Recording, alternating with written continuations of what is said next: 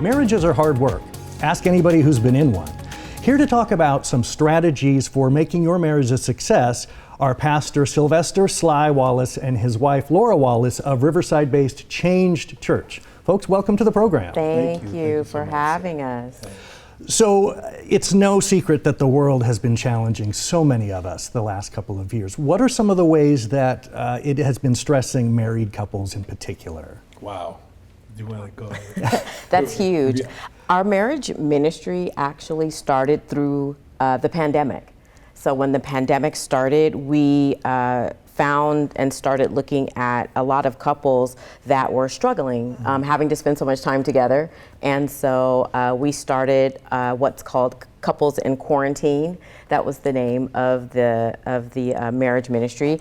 And we started doing live videos, and we got so much feedback from that. And so we saw that there was a niche, there was a need in that moment for there to be a place where married couples could go to get some resources. And so that's really how it started. Yeah. We've been married for 27 years, I think now.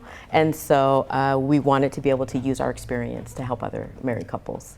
It was very interesting, actually, for the duration of the pandemic. You know, I know her extremely well. You know, she's the love of my life, but during the pandemic, I looked at her, I was like, who are you? Because, just work, career, life, responsibilities, and you get accustomed to a passing relationship. Yeah.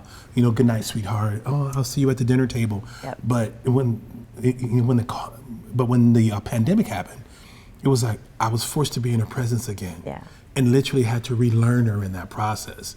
And I was like, we need to have a marriage ministry, because we can only imagine those couples who don't have the tools to be around each other for the duration of time. Yeah. Did you find that surprised a lot of couples, that just the being together for that period was, shouldn't we automatically want that and like that? You would think so.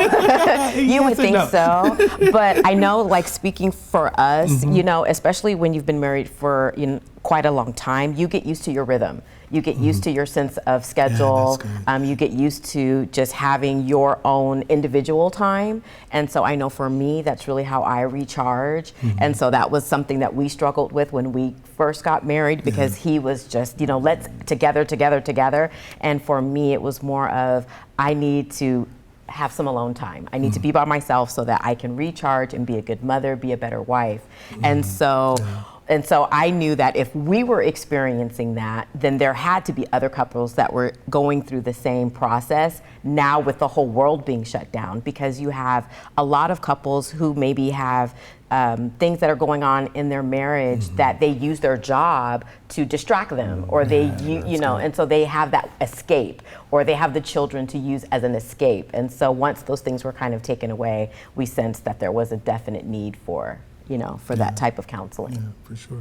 Did anything surprise you about the things you were hearing? Just the arguments folks were having, the things they were fighting about. They were like, I want a divorce. I don't like him. I don't like her. Oh my God, you changed. So they would just jump right to the worst case scenario. We're just going to go right into it. Simply because time together exacerbates those hidden issues. Things that we can gloss over with a nice dinner. Things that we can gloss over with a trip to Big Bear. Now you can't go anywhere. Right. I'm forced in your presence. I have to deal with all those nuances and idiosyncrasies that we have with one another, that now there's no escape. Now we have to have the tools to deal with it. Right. And they were just having the hardest time just trying to find the tools. And a lot of times couples wait until things are really bad before they seek help. Before they ask for counseling or seek marriage mentors. And so when you compile that on top of everything being closed, it's already bad, but I'm coping because I have all of these other distractions. And now I don't have that. So things go from bad to worse fairly quickly. Let's talk about that. Is there this reluctance to seek help because it's an admission of failure? Some may see it as an admission of weakness, but it's not. It's putting in the work. Exactly. For me personally, I really believe that society has been really unfair to marriages. There are so many different measuring tools for marriage. If he smiles twice a day, he's happy. If she laughs in the morning but not in the evening, she's happy. And so all these different expectations on a marriage really made it unrealistic within the pandemic, because there are no escapes. And so for people to be able to gather themselves and to be able to coexist and still find romance. When I'm going to see you tomorrow at the same time. I'll see you tomorrow. Okay, I love you. Yes. See you in the morning. Nothing's changing. Yes. And so that... They had to dig a little deeper. Yeah. And so that pride of saying that I don't have it all together had to be dealt with. Yeah. And it's hard. Right, because there's a stigma. There's already a stigma with seeking therapy. Yeah. And so then when you find that you're in a church setting or a religious setting, then there's even more so, because I think a lot of couples feel like I should have this all together. I'm serving God and I should have, but that's not the case. We believe in counseling, and you can get counseling, go to church, and get counseling. And so they coexist. And so that was something, another stigma we wanted to take off of, couples seeking counseling, that it's okay to be a Christian and still get therapy. It's a great idea. Do you find that people are oftentimes comparing themselves to the folks that they see on social media, where it's that curated Instagram perfect life, and they think, well, my life isn't like that, and therefore, I can't be open and honest about the things that's going on. Right. I think that goes back to that measuring stick. It's your expectation of marriage has to be contained within the parameters of your relationship. With your spouse. With your spouse. That's right. You're not married to the Instagram lady, or you're not married to the Instagram guy who comes home and has a six-pack and has fluid hair and he's some high-powered attorney. No, you're married to Bob. And which is great. Which Bob loves you, though, yes. and Bob accepts your flaws. Right. And it's, again, being realistic within the parameters of your relationship. Right. I know one of the things that we used to, as we were healing our marriage, because our marriage has gone through everything a marriage could possibly go through, and we survived all of it. Yeah. And so one of the things that helped us was, I would say something to him, he would say, something that I thought was ridiculous, and I would be like, men out there, he was like, well, you're not married to men out there.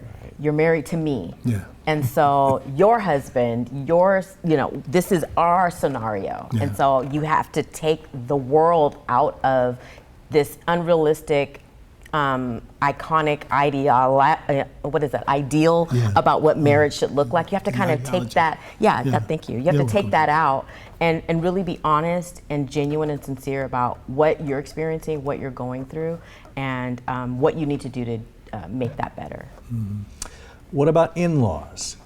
Because anytime you talk about marriage, you're talking about, joining, in effect, a completely other family with different values sometimes and different beliefs. And certainly there's a lot of things in this country that have been dividing us, whether it's politics or science or, so how do you deal with some of those divisions that spring up just from the, bringing two families together?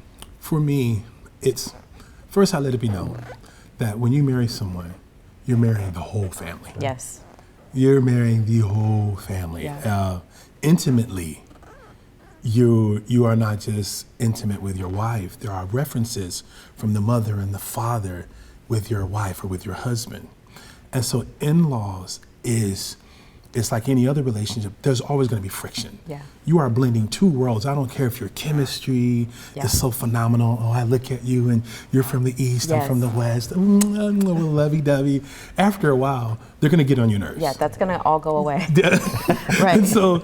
And so in-laws are just another dynamic part of their world. Right. That you have to find, again, tools and strategies to successfully incorporate them into the relationship. Right. Because every relationship we have ever counseled in regards to in-law situations is because there has been extreme exclusion. You have to find a way to work it in where everybody wins. Right, exactly. Especially you. And that's huge. Tools, that's really, we go through an actual system when we counsel. And so we do premarital counseling as well, so we can talk about those things, and we ask the hard questions before you even get married, about in-laws and how do you get along with your in-laws, conflict resolution, communication, those type of things. And so all of that gets addressed. Do you find you're sending them back with some homework? Because everybody gets homework. Everybody gets homework. Everybody we counsel gets homework. And so the homework can be a recap of an actual session. I just gave one of the wives that we're counseling right now homework. This is what you're supposed to do. These are the steps that you're supposed to take. This is what I want you to do. And she did those things, and we got the results that she wanted. And so homework's huge. Well, if I can indulge a little bit of wordplay, what do you typically see are the state of the unions in your congregation? How That's a great question. How are people doing out there? I don't want to sound like a zealot, but it's really from your paradigm, it's from your perspective. You can look at this pandemic as a reboot. I have an opportunity to restart my life. I have an opportunity to dream again. I have an opportunity to hope. I have an opportunity to redefine my parameters, to redefine who I am as an individual. Those people are thriving. Those who are grieving what life used to be, those people are they're just trying. It's really your mind. You really have to be committed to a new you, a new life. And whatever life is, I can accept it, I can conquer in it, I can thrive in it, I can do all things through Christ, and let's win. Those are the people that are thriving. And I think because we do, during your sermons, you do talk about marriage, and that is something that is up front. We've been very open about our struggles in our own marriage to our congregation. And so I believe because of that, our congregation, our partners, they know, that we are a resource. And so if there are struggles within the ministry, they know that we have an open door, they can come. And so, but the marriages are great where we are. They're thriving, and everyone's doing well. If you could, bottle it down to one piece of advice, is it the obvious stuff like never go to bed mad? Is it? That's hard. You're gonna go to bed mad. FYI. Yeah, you might go to bed mad, but the point is go to bed together. Don't separate. And so whatever you're doing, do it together. You're still a team. And I think the next big one is that don't use the D word. Yeah, don't use the D word. Don't cuss at me with the D word. No divorce. We don't like using that divorce word. And that we're not enemies. That he's, you have my best interest at heart. Your spouse has your best interest at heart. And so those are pretty much our staples. And boundaries. Boundaries is huge as well. So setting boundaries in your marriage, huge. Now, I think, what if you're dealing with a couple that has been together for decades, and now these issues are coming up? So, like you said, their routines are very well established. Their preferences and dislikes are, locked in. Right. It's establishing the new norm. I mean, when I first met her, I had a six-pack, yoked, highly athletic, and now 30 years later almost, I'm a little different. And to be gracious with the new norm. Like I said, the pandemic was not like we faced a chronological difference. Our lives are completely different. And you gotta give one another space to express new norms. Exactly. This is my new norms. Within my new norms, these are my boundaries. Yes. Within my new norms, this is my new support system. But you're doing that together. You're agreeing on that together as a team. That's good. And if you can't do it together because of conflict, then that's where we come in as mentors, marriage mentors. And so we kind of help facilitate those strongholds with those couples that have been together for a long time and they're very dug into their stances. And so that's kind of how we come in and operate. What gives you the most satisfaction about doing this work? Ooh. I think because I know what it feels like to not have wise counsel when you're struggling in your marriage. We had to really do it on our own. The Lord definitely helped us, but we had to figure out those steps on our own. And it makes me sad when people get divorced because they don't have to. I think they just don't have the tools. And I always say it's like when you get sent something from Amazon or wherever and a piece is missing. You can try to put it together, but it might not come out the way you want it to. And so that's what we're here to do, is to provide the tools. Yeah. And for me, it's when it's almost like a mini sermon for me. When I'm speaking and I'm giving God's word and I look in their eyes and they go, that little hope, just offering them hope God, that they can make it. That makes me feel so good. Yes. When they go home like, you know what, we can do this. We can do it. That's phenomenal. Yep. So what is the best way for folks to find your ministry? Where can they go to find more? They can visit changedchurch.org. And that, if I'm hearing that correctly, that is changed with a D on the end. That is an acronym for Christ has anointed a new generation of excellent disciples. Pastor, Mrs. Wallace, thank you so much for being on the program, and best wishes to you in the work that you do out in the community. Thank you very much for having us.